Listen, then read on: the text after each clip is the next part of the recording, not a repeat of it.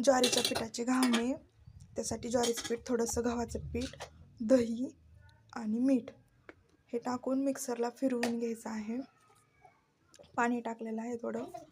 जर ते पातळ झालं तर त्यात थोडंसं परत ज्वारीचंच पीठ ॲड करायचं आणि छान असं बॅटर तयार करून घ्यायचं. त्यानंतर तवा ठेवून थोडंसं भिजल्यानंतर करून घेतलं.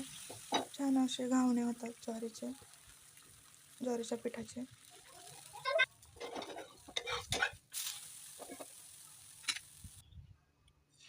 तुम्हाला जर हे व्हिडिओ आवडला असेल तर लाईक करा, सबस्क्राईब करा.